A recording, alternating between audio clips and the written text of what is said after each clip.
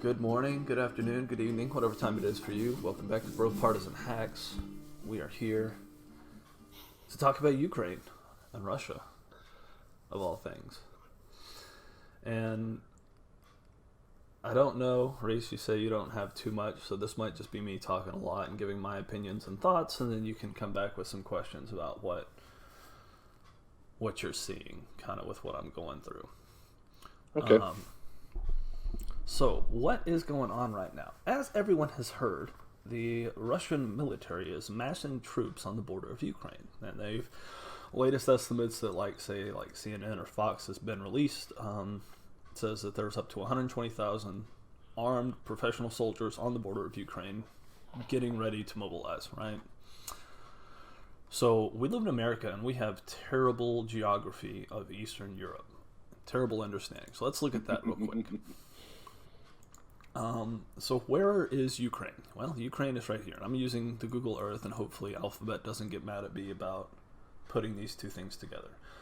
So here's Moscow, and all of this is Russia. Kind of the border of Russia.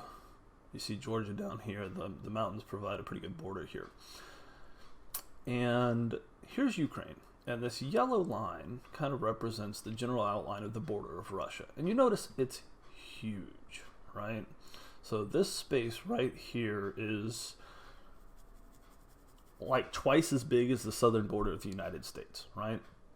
And you think about how hard a time we have to just draw comparisons here. Patrolling the border, right? And all the Republicans always complain about that. And they always say, well, it's a massive border. You can't do anything about it. Russia has that problem, right? And all of this kind of kick-started with NATO approaching Ukraine as a member nation, right? And now there's a lot of stipulations that have to occur before a country can even be eligible to join NATO, right? Hold on. I have a question. Already? Okay, go ahead. Yeah, did NATO approach Ukraine or did Ukraine approach NATO? Because I know that Poland approached NATO and they're now a member of NATO. Right. And Russia's upset about that. So do you know for certain who approached who? Honestly, I do not. You know, I hear the stories. I think it was Ukraine approached NATO. Before, like a few years ago, and this would have been back in like the Crimean thing, right? Mm-hmm. They had a pro-NATO government. And so the government was trying to join NATO. Now, I think Crimea happened due more to like oil and access to the Black Sea, because as you see here, this is the Crimean Peninsula over here, right? Okay. And so Russia trying to get in over here to get access to the Black Sea and shipping and merchant and commerce through the Black Sea, I think was much more important than, say, the president at the time of Ukraine trying to join and to discuss NATO, because he knew that they didn't qualify at that point in time, right? There are certain democratic like stipulations that have to be in place. You have to have so many elections, so many people come up for vote, so much proof of non-corruption. We don't follow that shit, but like to join NATO, you have to do that, right? Right. And so Russia invaded Crimea. We sent some weapons. That was about it, right? The separatist groups in the Ukraine were like the most hardcore. Really, I think of anywhere in the world other than like Chechen separatists. Like those guys are the most brutal. But the Ukrainian guys are no joke. And so since the Crimean incident, or I don't even know what you want to call it, since Russia invaded Crimean Peninsula, the like pro-Ukrainian and pro-Russian groups in the Ukraine have been like battling it out ever since. And it's gotten pretty hardcore. So they're like beating people on the streets, killing them. Like it's pretty brutal. And in Kharkiv, this is like the major city on the east side of Ukraine. And it's fairly mixed language, right? So half the people speak Ukrainian, the other half speaks Russian. It's fairly split in this area, and so there's a lot of pro-Russian sentiments. They got family over here, and they just like jaunt across the border, no big deal, right? like from Brownsville to New Mexico or Mexico. Like they don't think anything of it. And so with this, military advance, the border coming up, like people are getting scared, right?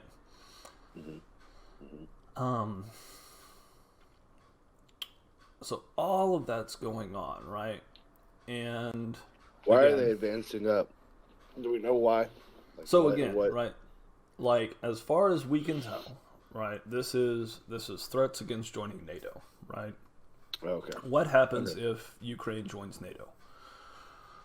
Well, as a NATO member, right, the North American Treaty Alliance or organization was formed as a deterrent to the USSR, right? So it basically said that an attack on any one of these countries is an attack on all of them, and we will all attack you, right?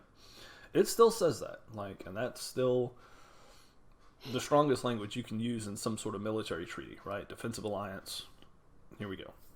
If you attack one of us, you're going to attack all of us, and we're all going to declare war on you, and we're all coming after you. And so by Ukraine joining this area, here's what happens, right, to Russia's border. So this is their current border. Here's where it was back in the end of the USSR. So right here is the Carpathian Mountains. This Carpathian mountain range basically protects this southern area from invasion from like Hungary, Serbia, Romania area. So they can't come down here and then march in. But if they can get past the Carpathian Mountains, then any enemy forces could just spread out across this entire border, and they'd have no idea to tell where they're coming from. Like they just overwhelm them, come around, sweep around this way, come up around north, up through Moscow. It's not a matter of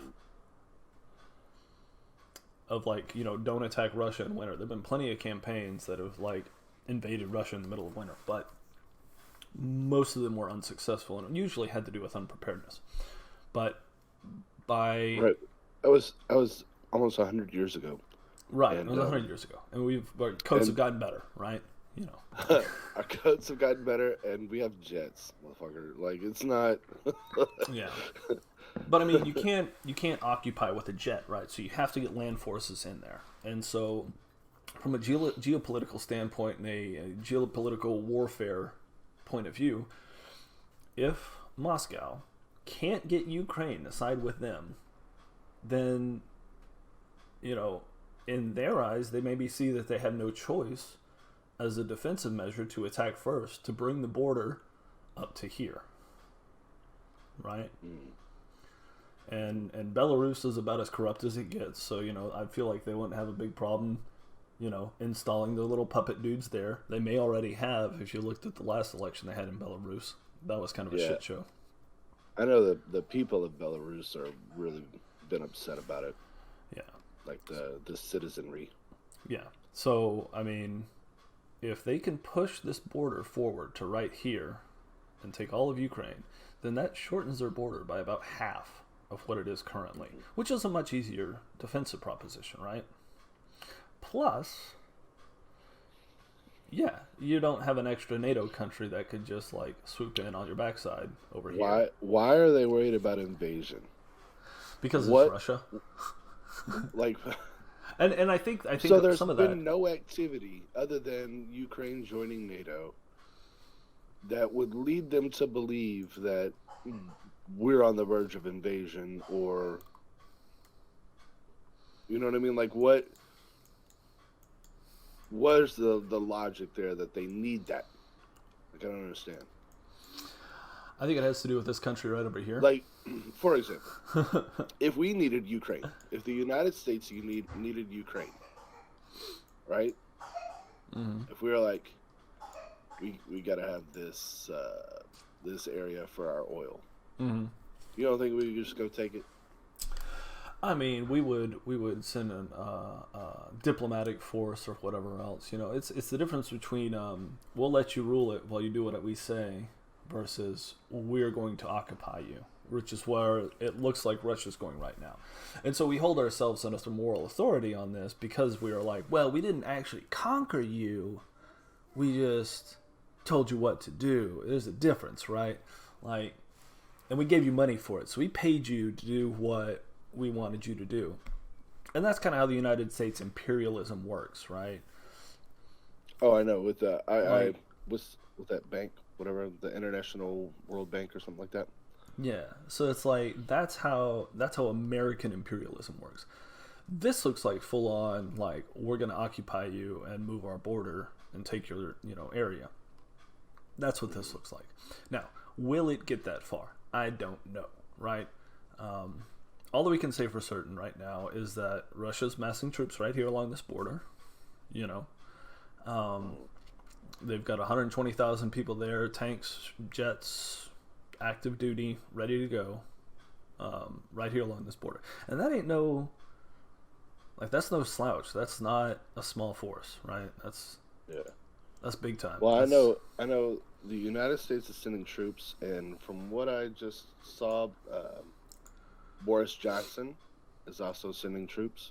Now, anyway, so that's what's going on. What are the implications of all of this action? What happens? So you just said NATO says if you mess with one of us, you mess with all of us, and we're going to attack you. right, but Ukraine is not a NATO member yet. They're a NATO ally, though, which is the justification that I've seen right now. Right. Is they are a NATO ally, and so the justification is they're one of our allies. They may not be a member, but we can step in and defend them. Right? But we'll defend them. And so, are we on the verge of a world war?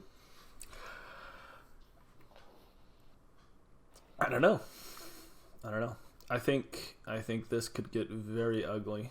And then, if we are on the verge of a world war, does China also join Russia? Because then they're fighting against capitalism again and the Western whatever. I can tell you that if Russia and China joined sides and we were getting attacked by China on the Eastern Front, I guess our West Coast, China was moving eastward, that would be a bad day for the world. Like that would be really bad. And they wouldn't even necessarily have to do anything, right? Like, all that China would do is they'd take Japan and they'd take Taiwan, and we'd be screwed. Yeah. Because we'd have to cross the ocean to go get them. And they wouldn't even have to come over here, right? Now, they've proven that they could with their hypersonic missiles and all that stuff. I mean, it doesn't matter regardless of how accurate that thing is. If you throw a nuclear warhead on it, it doesn't have to hit within 20 meters of its target. True. So they fire a few of those off, and our defenses have a single gap in it, then, it would blow up the whole world at that point. Because the United States will be like, oh, we have more, So that would be really bad. And I pray that doesn't occur. Now, China and Russia don't like each other very much. That's true. That is true. So it could be an instance they of also like, share a border. They also share the Russia's eastern border, China's western border. There is another mountain range over there. We could end up with a situation where it's like, Hitler's moving west and signs the non-aggression pact and then turns around and tries to get Stalin, back in World War II. You could end up with a situation like that where Russia's moving one way and then turns around and tries to attack China, or China tries to attack them, after some sort of agreement is reached. Because it's not... China's too long-term and they're too pragmatic to not sign an initial treaty to yeah. No, I was saying China's too pragmatic to not try and get some sort of agreement in place, like non-aggression treaty or something like that. And then do whatever they wanted after the fact, right? And again, they are very long-term planners. The current Chinese government is very long-term planning. They're much better at this than we are. And, if they decide we need to take out America and then we'll deal with Russia because we can handle Russia on its own. But if it was Russia and America right now, we'd be in trouble. Yeah. But if we can get Russia to beat up the Europe and then we can just hold America back, then we'll damage America because they'll lose all their allies, and then we can deal with Russia on our own. no problem, because we've got 1 billion people. So, you know, the X factor in this, I think, is going to be India, because the Indian army is no slouch either, and they've also got 1 billion people. And so in that Eastern theater, I think your Indian forces, the Indian military, and for they don't as like much the as Chinese either, as far as they hate the like you think about like India as a culture like despises China, and it has mostly to do with what's been going on in like the Kashmiri mountains, right? So they really don't like the Chinese government as it is now. The people, I don't know, you know, how racist they are or not as a country or whatever, but like they do not like the Chinese government, and the Indian military ain't no joke. We've been selling them weapons and supplies and technology for years, right? Yeah, it's true. Just for this purpose. And they've been industrializing too now. Yeah. So India's been on the come up for decades. Like we, you know, my company uses engineering services out of India, and it ain't no joke. Those guys are pretty good, right? Yeah. There's some things that because they're in India, they just don't know, and so it's like, okay, well, you got this part number wrong because you looked at a drawing and you didn't physically see it, so your understanding was limited, and I understand that, and so I just fix it, and it's no problem. But like, they're pretty good at what they do. So, what's gonna happen? Who fucking knows, right? There's a whole bunch of scenarios that can play out here. If Russia backs down, which I don't think they will, could they reach some sort of political solution with Ukraine to say, hey, don't join NATO, we can take better care of you, right? That's the diplomatic possibility, right? Because Russia, in a sense, again, going back to my little map here, is trying to really recreate the USSR by bringing these countries back into the fold, right? And again, it has to do with this land wall, right? Trying to move the border away from Moscow, right? Because again, this is all flat. All of this is flat. You can drive a tank anywhere in here. In a whole column of tanks. And you can draw them, you can literally have a line of tanks like going from north to south and just go straight across from here, right? Like, that's how flat it is. The only the block you have is this Carpathian Mountains. So, like, yeah, there's some forest in here. There may be a river, but, like, straight across. There's nothing stopping you. No geographical boundaries whatsoever. So, now, again, you're talking about the Europeans who haven't funded their own military in 30 years or whatever. So, I mean, what are you really talking about there? You're talking about an American truck coming in with missiles and just like parking right outside your door. Yeah, that's what you're talking about. Well, you know, I saw something the other day that was like, you know, they were talking about how much social, I don't want to call it welfare, but social stuff that European countries have. And they're talking about, you know, where America doesn't have any of that stuff. But, you know, they have all these social programs. They have all these social, you know, safety nets, et cetera, et cetera, et cetera. And then they were like, basically, these countries can do that because they outsource their defense to America. I don't think we're getting paid for that shit. No, we're not. But, and that was, like, if y'all paid us for that, that was one of the things that, like, Trump bitched about, and with, I don't think it was with NATO specifically? Because, like, I know, NATO I remember him saying something about it. Like, they have to spend... Y'all need to start pulling fair share, start pouring in some money.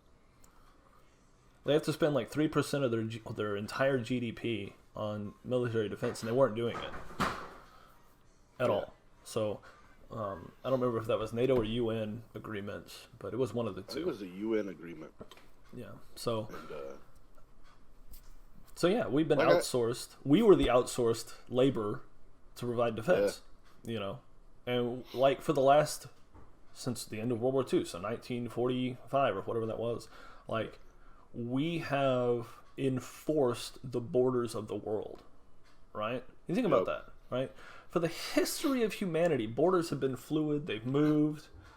country invaded this one. I'm going to take your city. I'm going to move over here. I'm going to take this land so we can get our farmers over here. We're going to do this. We're going to take over this and enforce our culture. And we're going to, impose our governors. And we're going to do it through military force. For the last 60, 70 years, that hasn't happened, right? Yeah. Why? So, because we can enforce our culture and our stuff through economic means. Well, we can enforce our will. We can enforce our will through military means, and it's a matter of like we have enforced. Like at no period in the history of the world has the borders remained stagnant for this long, ever. Right? It's only been 60. I mean, it's even if it's been almost 100 years. 80. It's almost 80 years. About 80 years, right? That's really not that long in the grand scheme of things. Right, but it's the longest period of time that the borders have ever remained stationary. Like for the entire world. It's never happened before. It's interesting. You know? So what do you... because every 50 years you'd have like, oh well, here's the Mongols coming up. Oh, here's the Romans coming up. Here's the Caliphate coming up. Like, because you have Israel ever expanding into Palestinian territory non-fucking stop. Is that really a state of Palestine? Depends. So you can. So okay, well you got one thing, but I'm talking about inch and over. Okay, so you've moved the border maybe like 3 miles for 80 years. Like, I mean, you moved one border. Okay, my case rests. Like, if that's the only example you can have, that our ally is doing that to someone else, right? So they're the only ones. Yeah. There's that. So my case stands, right? Like, I rest. Yeah. So anyway, Ukraine. That's kind of what I see happening. Again, I think it's a lot more. There are the political ramifications. So why? So I also noticed that like Russia's been lying about this whole thing. Like they're like, no, we are not putting troops over there. You're crazy. We're just doing military exercise. And like everybody's like, shut up. You guys just want to war. American. I mean, if you go to their website, peace with U.S. only possible after New World Order Putin ally says, make Ukraine neutral, German MP. Again, this is the Russia news thing. In English. So obviously this is quite literally Russian propaganda at this point, right? The dictator of Belarus is only joking, saying, "Oh, I'm a dictator," right? Of course, like, oh goodness, what is this? Hungary does not Russian need. Foreign Minister Sergei Lavrov said on state television Sunday that it was clear to everyone that Ukraine is not ready to join NATO because that would not strengthen the alliance. If Ukraine was ever admitted, this would destroy Russia-NATO relations. Mm-hmm. Well, and again, that comes back to Russia negotiating with NATO as a whole, and of course the Europeans hate Russia, and which is interesting because like Germany, for example, they did just annex Crimea. They were just like, this is ours now. Yeah. And that was back in what, 2008? 9? No, 2014. Sorry, 2014. So yeah, they were just like, yeah, this is ours, and we had, let's see, who was in power then? You had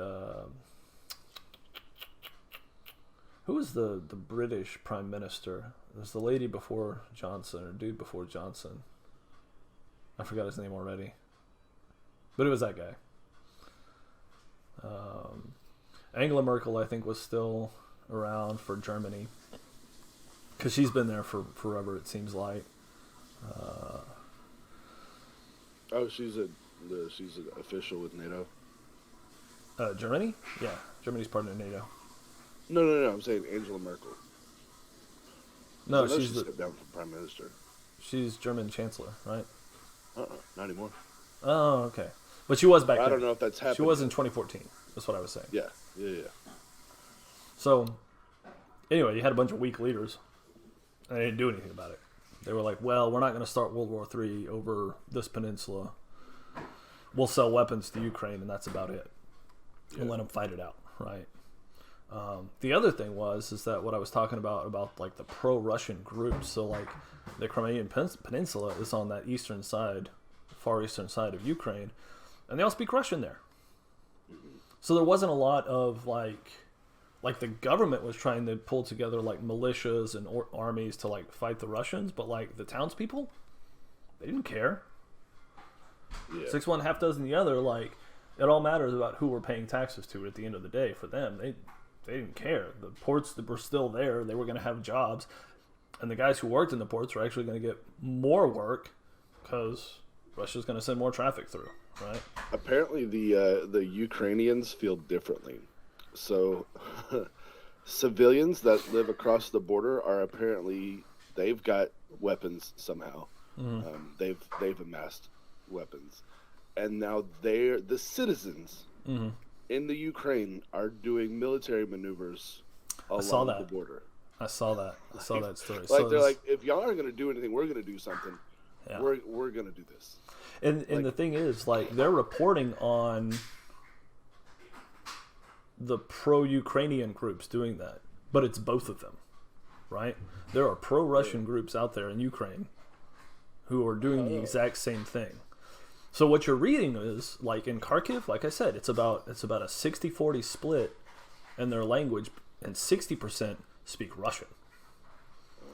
So the majority of people in the Kharkiv, that area to the east, again right here, the majority in that area actually are Russian speakers. Where at? Show me again.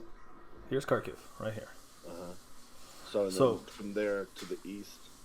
What I'm saying is that this area is about 60-40 Russian and Ukrainian, and I think that the majority of them are Russian speakers here. It's a big border, though, man. It's a huge border, right? So, I mean, you could have 100,000 troops just like show up over here and not do anything. If you spread them out all along this border, what are you really going to do, right? Right. It's like 1 per mile. Right, but I obviously I don't know where their military bases are, but they know this is the major city on the east side, this area right here. This is it. They got Kiev and they got Kharkiv, and this is like the difference between so like if this is the DFW area, right? This might be like El Paso, right? Like it's not huge. But it's all there is out there, right? Let's see. So yeah, what's the weather like over there?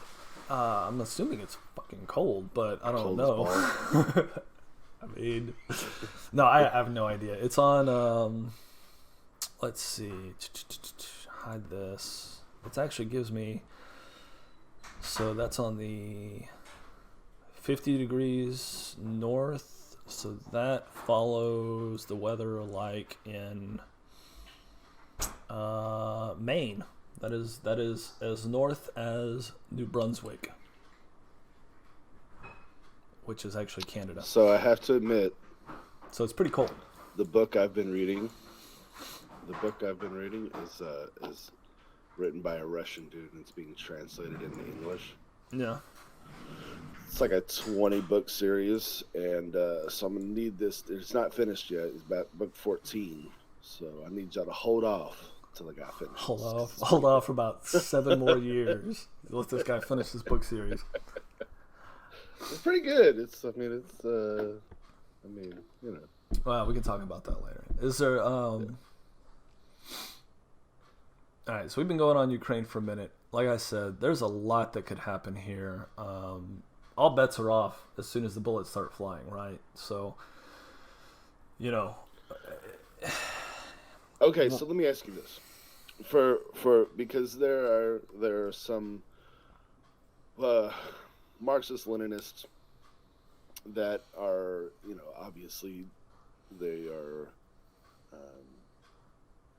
like, well, historically this area is a part of Russia, they're just claiming their land or whatever.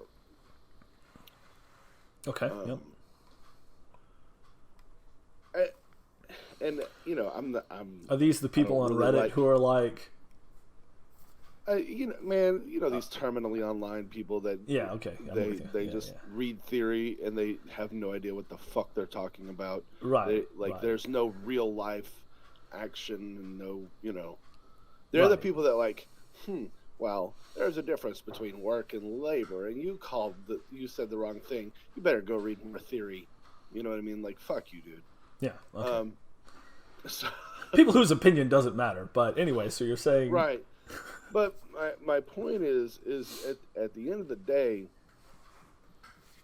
there should be no borders. We should just all live one world, like after Thanos, just trying to make it. That's one theory. I mean, no. I just, I'm very anti-war. I don't think we belong anywhere protecting anyone except for ourselves. But I do think that those folks over there, if the citizenry, I don't really care so much about the rulers of the area. Mm-hmm. I just don't want them to die for other people's greed. I guess that's my biggest issue with war in the first place. It's like the rich people don't go to war. They just send people to war. Right? The people that run shit, they don't go to war. They just send people to war. They send the poor. So, I guess that's my issues with all of it. They just you make these big boy decisions, and then you send the poor to deal with it. So, I'm anti-war in the first place. It's crazy that it's kind of always been that way, but at least even in like medieval times, like the knights had to lead the charge. Right, or generals would be in the front. Yeah, like you had your levy of peasants, and you would arm all of them. It was your responsibility to arm all of them, train them, and then lead them in the fight. Yeah. It's like, I don't know. The nobles had it right back then, at least. Some. They put their necks on the line with them. I mean, some. But again, I think this more comes back to, I don't know, like people who are scared that they're going to lose their way of life, right? And like if Ukraine is on the way to rooting out significant corruption in their government, right? Yeah. Then how many steps backward would they take by being essentially conquered by Russia? All the steps. They would lose everything, right? So I can see at that point, like, well, you know what? Like, at this, I'm at this juncture, it's like, I lost you. If I need my family to like have a livelihood, do I have to go fight these people? Like, do I need to go train? And like, man, that's a hard decision. This is real. This is real life. It's not like It's not like the people over here who are like, revolution, yeah, down with America system, turn it on. Like, no, like this is real. Like, you have an invader. Yeah. It ain't like we're gonna play fight. Yeah. Which is what we've done for the last 4-6 years, however long, right? Yeah. You know, it's like, oh, I'm going to go fight the cops. Like, no, like, they're fighting hardened professional military army, like, coming in. Yeah. And that's no joke. Like, Yeah. so I'm hopeful they can find some sort of diplomatic solution and see that, like, the escalation that can occur off of this would be like traumatic for the entire world. Like, you think our economy is struggling now. Whew. Yeah. Well, I mean, it then goes into, it's just like everything else that's been going on is like, there are people that are going to profit. America does well when we're at war because people are going to profit. Well, we sell guns. Right. So we do well. But when people not are buying everyone. guns, But not everyone. Not everyone does well. Those companies do well. Yeah, that's Those true. people do well. Yep. But one thing I have noticed is the American industrial complex has really done a good job in that every state has a piece of it. Mm-hmm. And so the Senate will always back the military industrial complex because it's jobs in their state. It's things that they can say, you know what, this is something for my people. I'm helping my folks out, my constituency. Like just in DFW alone, we have Bell Helicopter, Raytheon, and Lockheed Martin locations here, just in Dallas. Mm-hmm. Those were places. Those were all three places I was looking at when we were talking about moving up there. Yeah.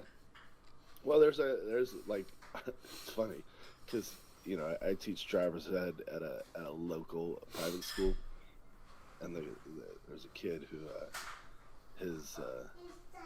his parent was in the military, and he was like, yeah, we moved all around, and now my dad works for Raytheon. I was like, huh, that's a significant step up. He's like, yeah. That school is $30,000 a year for high school. Wow. Yeah. I was like, yeah, so your dad is doing quite well for himself. Yeah. So when I went to Baylor, it was like $16,000 a semester. I heard the other day it's now like $30,000 a semester. A semester. Oh. So it's $60,000 a year right now to go to Baylor. Holy crap. So that's double what it was in 2006, 2007. Double. Jesus. So, anyway, that's Ukraine. Final thoughts, questions? Let's end that segment. All right. Thank you for watching this episode of BroPartisan Hacks with Reese and Rob. We really, really appreciate you watching, tuning in. If you like this video, please hit the like button. Please subscribe to us. We're putting out content as often as we can. Share it with your friends. Get it out there. Get our names out there. Also, hit that bell, tap that bell right there so that you can get updated when we put out a new video. Rob and I are trying to pump these videos out as often as we can. However, we both have day jobs, we have families, so our schedules have to line up so that we can make a new video. Speaking of our day jobs, our opinions and views expressed are our own and in no way represent those of our respective employers. Thank you. Thanks again for watching.